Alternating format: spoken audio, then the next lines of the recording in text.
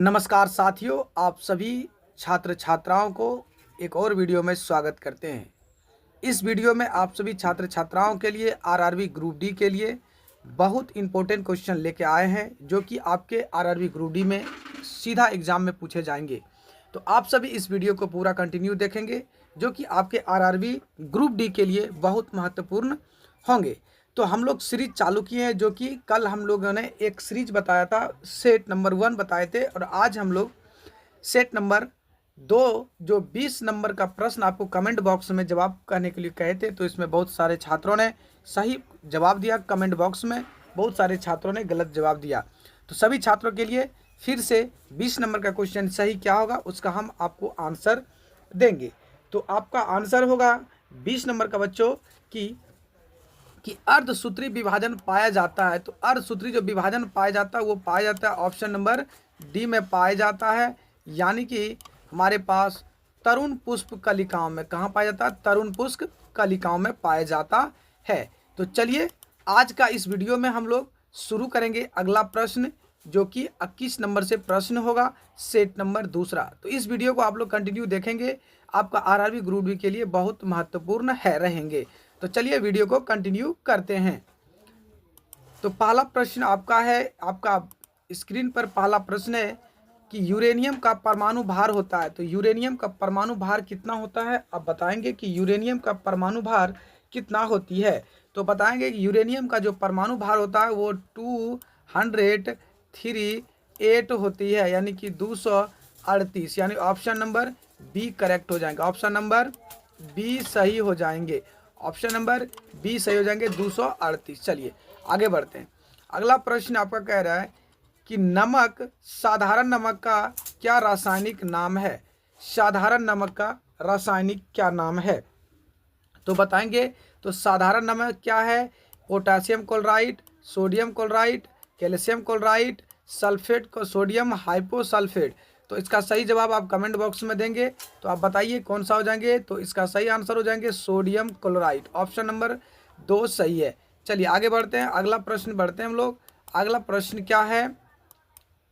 अगला प्रश्न है कि दक्षिण भारत का सबसे बड़ा नदी बेसिन कौन सा है? तो बताइए दक्षिण भारत का सबसे बड़ा नदी बेसिन कौन सा है? तो कौन सा है? आप इसका जवाब कमेंट बॉक्स में देंगे। Narmada basin, Godavari basin, Krishna basin या कावेरी बेसिन। इसका आंसर आप कमेंट बॉक्स में जवाब देंगे। तो इसका आंसर कौन सा हो जाएंगे? तो बताएंगे 23 नंबर का। तो इसका हो जाएंगे सही ऑप्शन 2 नंबर। सही ऑप्शन 2 नंबर कावेरी। कौन सा हो जाएंगे? कावेरी, यानी कि ऑप्शन नंबर 2 सही हो जाएंगे। चलिए आगे बढ़ते हैं। अगला प्रश्न कह रहा है कि साधारण नमक का रासायनिक नाम क्या है? तो बताइए साधारण नमक का रासायनिक नाम क्या है? अभी हम जस्ट बताए थे साधारण नमक का रासायनिक नाम क्या है। तो सोडियम क्लोराइड। ऑप्शन नंबर 2 सही हो जाएंगे। क्या हो जाएंगे? ऑप्शन नंबर बी सही हो जाएंगे। चलिए आगे बढ़ते हैं। अगला मेरे प्यारे साथियों कह रहा है कि दक्षिण भारत का सबसे बड़ा नदी बेसिन कौन सा है? तो कौन सा है? तो अभी जस्ट हमने बताया है गोदावरी बेसिन है। ऑप्शन नंबर 2 सही है। आगे बढ़ते हैं, आगे बढ़ते हैं। कह रहा भारत का सबसे बड़ा ज्वार नदमुख किस नदी के मुहाने पर स्थित है? तो बताएंगे किस मुहाने पर स्थित है? हुगली नदी, भागीरथी नदी, गोदावरी नदी, कृष्णा नदी। तो इसका आप सही ऑप्शन क्या होगा आप बताएंगे। सही ऑप्शन क्या होंगे 24 का? तो हुगली नदी। कौन सा हो जाएंगे? हुगली नदी हो जाएंगे। चलिए आगे बढ़ते हैं। अगला कह रहा है 25 नंबर, सिडनी किस नदी के किनारे स्थित है? तो सिडनी जो देश है वो किस नदी के किनारे स्थित है? तो आप इसका सही कमेंट में जवाब देंगे। मैयानी, पोटोमेक, डार्लिंग और रावी नदी के किनारे। तो बताइए सिडनी किस नदी के किनारे अवस्थित है? इसका कमेंट बॉक्स में आप जवाब देंगे। तो इसका सही कमेंट बॉक्स में आप जवाब दीजिए। तो बताइए कि किस नदी के किनारे है। तो 25 का हो जाएंगे इसका डार्लिंग, यानी कि ऑप्शन नंबर 3 सही है। चलिए आगे बढ़ते हैं। अगला प्रश्न है कि नेपोलियन बोनापार्ट फ्रांस का सम्राट कब बना? नेपोलियन बोनापार्ट फ्रांस का सम्राट कब बना? तो बताइए कि नेपोलियन बोनापार्ट जो है फ्रांस का सम्राट कब बना था? बताइए बताइए 1803 ईस्वी में। बताइए जल्दी। 1803 ईस्वी में, 1805, 1800 1804 और 1806 ईस्वी में। तो बताइए कि नेपोलियन बोनापार्ट फ्रांस का सम्राट कब बना? तो ये बना है 1804 ईस्वी में। कब बना है? 1804 ईस्वी में बना है, 1804 ईस्वी, यानी ऑप्शन नंबर 3 सही है। चलिए आगे बढ़ते हैं। अगला प्रश्न है 27 नेपोलियन बोनापार्ट की मृत्यु कब हो गई थी? नेपोलियन बोनापार्ट की मृत्यु कब हो गई थी? बताइए, नेपोलियन बोनापार्ट का जो मृत्यु हुई थी वो कब हुई थी? बताइए। तो नेपोलियन बोनापार्ट का जब मृत्यु हुई थी वो हुआ था 1821 ईस्वी में, यानी कि ऑप्शन नंबर 4 सही है। चलिए बढ़ते हैं आगे। प्रश्न कह रहे हैं कि नापतोल की दशमलव प्रणाली विश्व के किस देश की देन है? तो किस देश की देन है? तो फ्रांस की देन है। ऑप्शन नंबर 2 सही है। चलिए आगे बढ़ते हैं। अगला प्रश्न कह रहा है कि दांडी यात्रा कब शुरू की गई थी? तो दांडी यात्रा कब शुरू की गई थी? अब बताइए, क्या 1932 ईस्वी में, 1931 ईस्वी में, 1929 ईस्वी में, 1930 ईस्वी में? तो बताइए दांडी यात्रा कब शुरू की गई थी? तो दांडी यात्रा जो शुरू की गई थी वो 1930 ईस्वी में की गई थी। तो ऑप्शन नंबर 4 सही हो जाएंगे, ऑप्शन नंबर 4 सही हो जाएंगे। दांडी यात्रा कब शुरू की गई थी? 1930, जो कि चंपारण से शुरू की गई थी। चलिए आगे बढ़ते हैं। अगला कह रहा है कि लाल बाल और पाल त्रिकुट का कौन व्यक्ति राष्ट्रीय कांग्रेस का अध्यक्ष हुआ करता था? इस तीनों में से लाल बाल पाल त्रिकुट का कौन सा व्यक्ति जो था भारतीय राष्ट्रीय कांग्रेस का अध्यक्ष हुआ करता था? तो अब बताइए कि 30 नंबर का क्या हो जाएंगे? तो लाल बाल पाल त्रिकुट, जो इसको बोला जाता है लाला लाजपत राय, यानी कि ऑप्शन 1 सही है, लाला लाजपत राय। ये जो है कि इसी को नाम जानते हैं लाल बाल पाल, जो कि राष्ट्रीय कांग्रेस का अध्यक्ष हुआ करता था। चलिए अगला प्रश्न है 31 नंबर। भारत का अंतिम ब्रिटिश वायसराय कौन था? तो बताइए भारत का अंतिम ब्रिटिश वायसराय कौन था? तो आप बताएंगे 31 का बताएंगे फटाफट। 31 का बताएंगे फटाफट। 31 का ऑप्शन नंबर 3 है, लॉर्ड माउंटबेटन था। कौन था?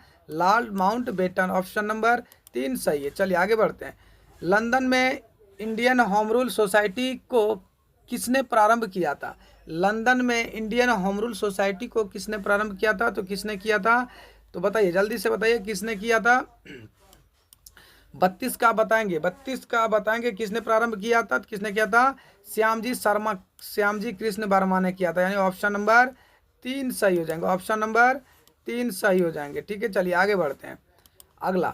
अगला प्रश्न है कि वायु परिवहन उद्योग का राष्ट्रीयकरण कब हुआ था? वायु परिवहन उद्योग का राष्ट्रीयकरण कब हुआ था? तो कब हुआ था बताइए, कब हुआ था? तो ये जो इसका राष्ट्रीयकरण हुआ था, तो इसका जो राष्ट्रीयकरण हुआ था 1953 ईस्वी में हुआ था। कब हुआ था? 1953 में हुआ था। इसका कब हुआ था? 1953 में। चलिए आगे बढ़ते हैं। अगला है कि नल सरोवर पक्षी अभ्यारण्य कहाँ स्थित है? तो बताइए नल सरोवर पक्षी अभ्यारण्य कहाँ स्थित है? अब बताएंगे कि गुजरात में, हिमाचल प्रदेश, मध्य प्रदेश, महाराष्ट्र। तो बताइए आपका कौन सबसे ज़्यादा प्रश्न आता है? तो अब बताएंगे कहाँ होता है। तो बताइए नल सरोवर पक्षी अभ्यारण्य, बताइए 34 का। तो नल सरोवर पक्षी अभ्यारण्य कहाँ स्थित है? तो कहाँ स्थित है मेरे साथियों? तो कहाँ स्थित है? आप बताइए नल सरोवर पक्षी अभ्यारण्य कहाँ है? तो गुजरात में। कहाँ है? गुजरात में है। सबसे बड़ा नरेंद्र मोदी स्टेडियम कहाँ बना हुआ है? तो गुजरात में बना हुआ है। कहाँ बना हुआ है? गुजरात। नरेंद्र मोदी स्टेडियम कहाँ बना है? गुजरात में बना है। चलिए आगे बढ़ते हैं। अगला प्रश्न है कि 2001 की जनगणना के अनुसार सबसे अधिक निरक्षरता वाला राज्य कौन है? तो बताइए सबसे निरक्षरता वाला राज्य कौन है? तो आप बताएंगे 35 का। तो 35 का सबसे निरक्षरता वाला राज्य है बिहार था, बिहार, ऑप्शन 1 सही है।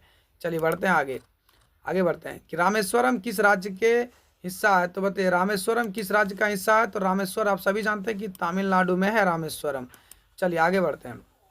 भारत ने पंचवर्षीय योजना कहाँ से ग्रहण की थी? तो बताइए भारत में पंचवर्षीय योजना, ये बहुत आरआरबी ग्रुप डी के लिए साथियों ये बहुत महत्वपूर्ण है। आरआरबी ग्रुप डी के लिए ये बहुत महत्वपूर्ण प्रश्न है कि भारत ने पंचवर्षीय योजना कहाँ से ग्रहण किया था? तो कहाँ से ग्रहण किया था?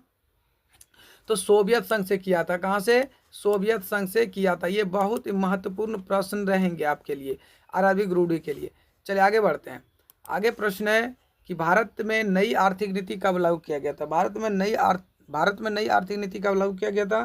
तो आप बताएंगे 38 नंबर का प्रश्न बताएंगे। तो भारत में नई आर्थिक नीति कब लागू किया गया था? तो 1990 में लागू किया गया था। कब किया गया था बच्चों?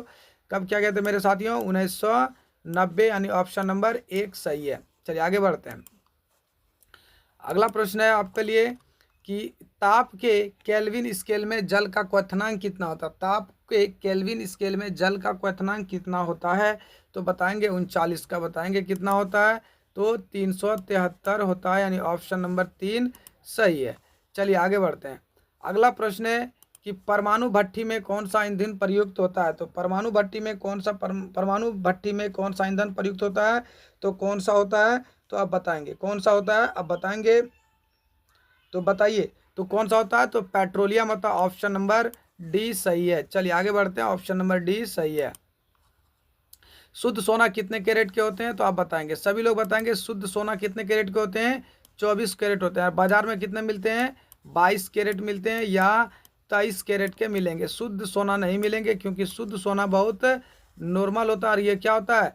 टूट जाता है। तो शुद्ध सोना कितना कैरेट के मिलते हैं? 24 कैरेट के। चलिए आगे बढ़ते हैं। आगे कह रहे हैं पीले फास्फोरस को रखा जाता है, कहाँ रखा जाता है पीले फास्फोरस को? बताइए जल्दी। पीले फास्फोरस को रखा जाता है तो कहाँ रखा जाता है? तो पीले फास्फोरस को जो रखा जाता है मेरे साथियों, वो जल में रखा जाता है। किस में रखा जाता है? जल में रखा जाता है पीले फास्फोरस को, जल में। ऑप्शन नंबर 2 सही है। आगे बढ़ते हैं, आगे बढ़ते हैं। कह रहा है कि अगला प्रश्न है कि पोर्टलैंड सीमेंट का आविष्कार किसने किया था? पोर्टलैंड सीमेंट का आविष्कार किसने किया था? तो किसने किया था? तो आप बताएंगे तो किसने किया था? पोर्सिले एल्स स्पेसर, यानी ऑप्शन नंबर 4 सही है। तो आपके ग्रुप डी के लिए ये 43वां जो है कि 20 क्वेश्चन को लेकर आए थे। 20 क्वेश्चन में से आपको बहुत महत्वपूर्ण सा VVI क्वेश्चन था। आप कितना इसमें से सही जवाब दिए, आप कमेंट बॉक्स में ज़रूर जवाब करेंगे। तो चलिए फिर हम लोग मिलते हैं वापस एक नई वीडियो में नई एनर्जी के साथ। तब तक के लिए धन्यवाद। जय हिंद, जय भारत।